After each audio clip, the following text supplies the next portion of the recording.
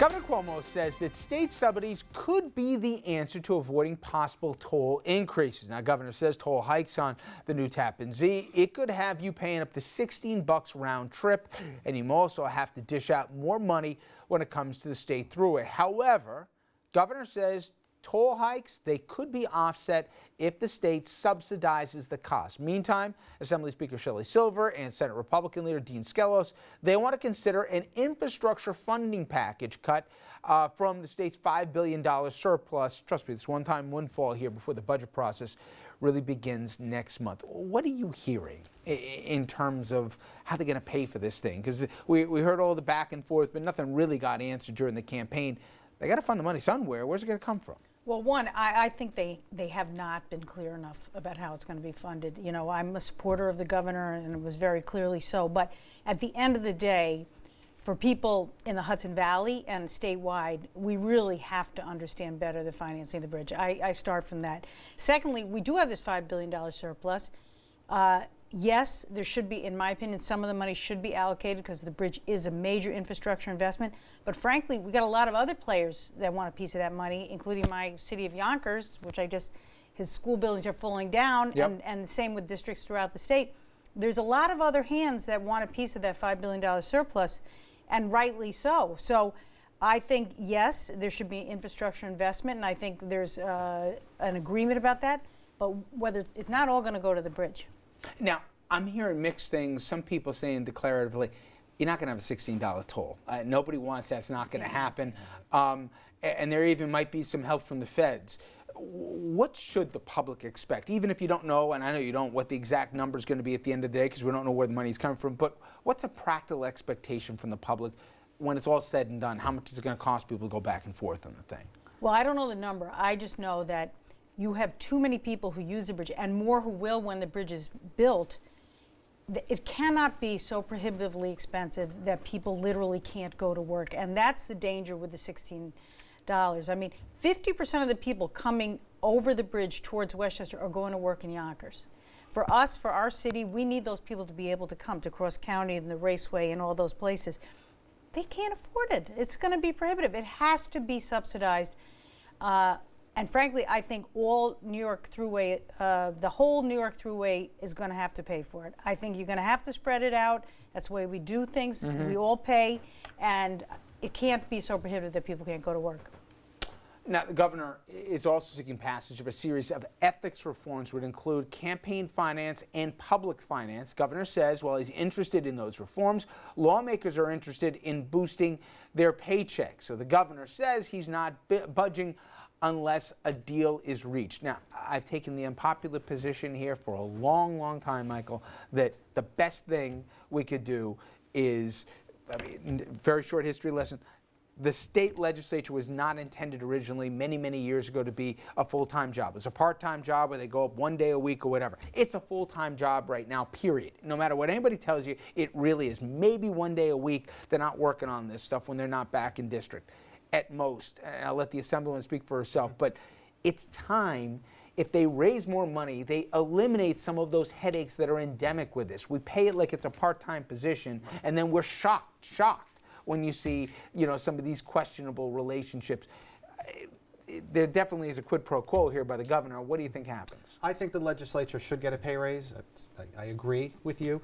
I don't like how it's always coupled with some other piece of legislation that seems controversial that people don't want to give. That, I think, is what really gives it a bad appearance, and it looks awful. So you give me something that you didn't want to give me and I'll give you more money feels wrong.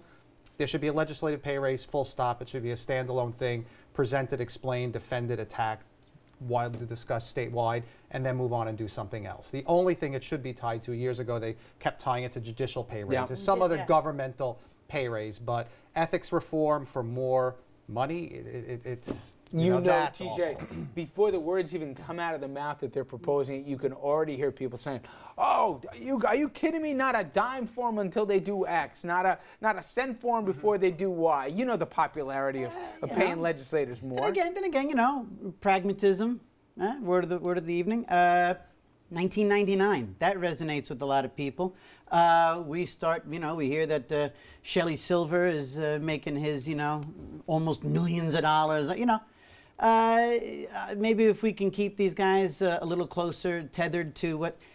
How about tying it to term limits? How about something like that? That would be a nice little compromise. Okay, you guys can make your ton of dough.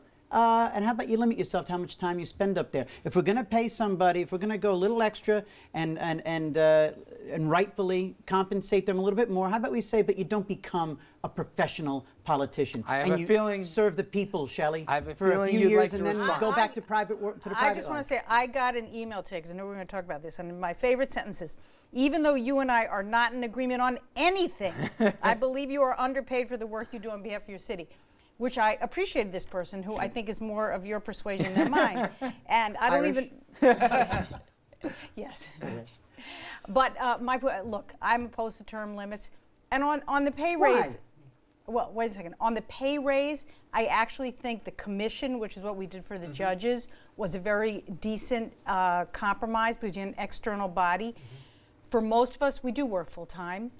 And we got some scoundrels in our midst, and they've really screwed it up for us so badly because people can't believe they're ethical politicians. They just don't believe. You work full time, you actually do your best, There's such cynicism about it that it's very difficult to justify in this environment. And the other thing is, we have so many people in our districts for whom 79.5 would be a godsend. Yeah. And I don't forget them. Plus So- the benefits. If you really Wazoo. pay lawmakers more, do you think you reduce the number of scoundrels, as you put it? Or because greedy's going to be greedy no matter how much they're making on a base level. Greed, I believe, having been around a number of these people, that the opportunity to get cash becomes very desirable when they're struggling in their minds to make it, particularly in the city, on 79.5. I think that somebody sees $10,000 in an envelope, that's what happens occasionally, they took it. And I think it would be less, but I think... If you hear their words, they almost justify in their heads when they do it because they say, well, we're not getting paid. Well, but that's what they're saying after they get caught. But Yes. I don't They're think not we telling should you ahead of leave time. out the real struggle of the people we represent. And it really is a factor. As much as I happen to think that a pay raise is probably justified in order for people who do work full-time like myself at this job and gave up other things, it is a very hard pill to swallow in my district that people should get more. I want to get to a question outside of pay in Albany, but an issue certainly not just to our region, but nationally. We've seen this debate happen in really the last few months, especially the last few weeks. Recent police-related deaths, Eric Garner, Staten Island, as you all know, Akai Gurley in Brooklyn. It's got the governor even weighing in. Now, Governor Cuomo says, well, this has got to be part of a much bigger conversation we have nationally. Who should be, in effect, the people who are the judge and jury here? He thinks that independent prosecutors should get more power when it comes to police misconduct cases. This comes as the Attorney General, Eric Schneiderman. He says, hey, look to me here. I want to have an expansion of prosecutorial powers so we take it away from the local DA. When the trust between the police and the communities they serve and protect breaks down, everyone is at risk. Many, including some of my colleagues here, have suggested that there is an inherent conflict when local district attorneys who work with police departments every day are asked to investigate members of those departments. And you certainly heard that voiced in Staten Island with the handling of it by DA Donovan. Now, Kings County DA Ken Thompson, he doesn't agree with what you just heard there from Mr. Schneiderman. Thompson released a statement immediately following saying local prosecutors who are elected to enforce the laws in those communities should not be robbed of their ability to faithfully and fairly do so. All right, Andrew, you have kind of a menu here. I understand what Thompson's saying, but we all know how the relationship has to work between a prosecutor's office and law enforcement in his or her district. What is the best solution in an imperfect system? And secondly, who decides which cases reach those thresholds? You know, I think anybody who's ever seen an episode of Law and Order can figure out the relationships that, you got the prosecutors and the cops on the screen at the same time. They work together in so many cases that we've covered this plenty. I don't think it should go up to the state level to the Attorney General. I think there should be special prosecutors who are turned to in these cases. The question becomes where the threshold is, and I'm not entirely sure. There might be a role for like the police review board that was just established in New York City, but not a lot of police departments have that as part of their oversight. I don't know. I don't have a good answer as to what the threshold is. It could be any time there's a disputed police-involved shooting, but that would be almost all and the you time. know, from my end, Shelley, let's say the same exact thing happened in the Eric Garner case, but instead of Staten Island, it happened in Kings County. The makeup of the boroughs in Richmond County versus Kings County, completely different. No, but let's be honest right now. Would everyone have said you had to go to an independent prosecutor if it happened in the Bronx or in Brooklyn rather than Staten Island? It gets so complicated by the geography even here. But I think you take that out of the equation. Under current law, the governor has the authority to appoint the attorney general as a prosecutor, taking outside the idea of a new special prosecutor. And in fact, that happened in the Tawana Brawley case, and I was in the attorney general's office at the time. They appointed Bob Abrams special prosecutor. Yep. I think you make an independent judgment call as governor when, under certain circumstances, it's appropriate to have the attorney general. We already have that. And unfortunately, I think the governor didn't do it. And this was probably... Well, his dad did it when he was governor. Yes, right. But this would have been a good case to do it in. So I don't think we have to look at geography. I think you look at the facts of the case, the circumstances of the geography where it occurred. It could be in Oneida County, and the cops are too close to the DA. We are on dangerous ground here. This is very, very risky territory, because to look back at the process, having gotten a result that is causing so much angst, which is appropriate, and so much distress. One second, so much Michael. upset. They first guessed this in Staten Island. It's not just after the fact. People said prosecutors are elected, and if they make a decision, it is the local elected prosecutor that can make a decision to apply to the Office of Court Administration for a special prosecutor because they feel they're conflicted. If people don't like that and there's a problem, they don't like the result, then they don't re-elect the local prosecutor. But to look at the geography, but just think about what you said. You're now saying that because somebody's elected, that depending on who the electorate is, you could get two different, not just outcomes, but how they choose to present to the grand jury. Yes. You clearly heard that Thompson's going to present it much differently than Donovan did to a grand jury in terms of whether or not he chooses to seek an indictment or just lay it all out there for him. Now, we can disagree what's the better way to do it, but it depends on, you know, again, the geography as to how they're going to do this. Isn't every locally... That's actually our criminal justice system. That's the prosecutorial system. But isn't every locally elected attorney, attorney general, the attorney general, the local district attorneys, they're all elected. That means they're all at some point looking for endorsements. They're all looking for things from letters from the PBA and letters from this. They're all beholden. I think if we're going to do it, you should just do it. Special prosecutor in a case like this.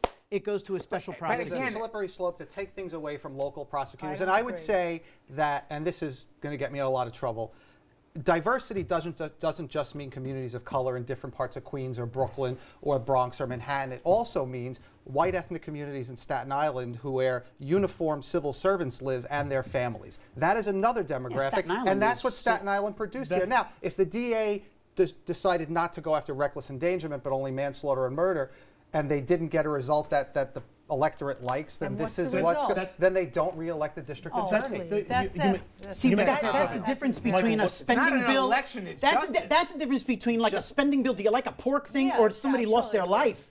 You can't make you don't make up for Michael, if the person being prosecuted by the DA worked in the DA's office, wasn't a cop, an assistant DA, is there any chance the DA handles that prosecution? It depends. Because there's such an obvious conflict of interest that I don't think that would pass the smell test for anybody. And it's not that much of a leap to go from prosecuting somebody who's in your own office to a DA prosecuting a cop because they're... The only thing I will say out of this, look, with all the gray areas that we're debating right now, I just think whatever is resolved, it has to be, pardon the pun here, in this black and white. It's got to be clear where the line is, where an independent body comes in or doesn't. And I do think the governor had an opportunity if he chose to, and he took a pass on it. And now after the fact, all of a sudden, he's talking about a need to. I think bright line, yes or no, binary, black or white, things are incredibly dangerous in law enforcement, in criminal justice, and police in involved killing, special prosecutor. To me, I think, TJ, I'm with TJ. It seems a little more simplistic. I think the Attorney General absolutely should be part of that conversation. I don't agree with taking him out of it, but I don't think you have to have such a firm line. You make judgments all the time. The other thing is there are public policy issues that are far greater than the fact the guy is elected and can be diselected. We'll continue to debate in the break, I'm sure. But when we come back, Mayor de Blasio, he's had certainly some accomplishments in his first year, but there's also been a lot of, at least perceived by many, missteps here, and there's yet another incident where there's backlash over the passing of this man. We'll talk about that after this.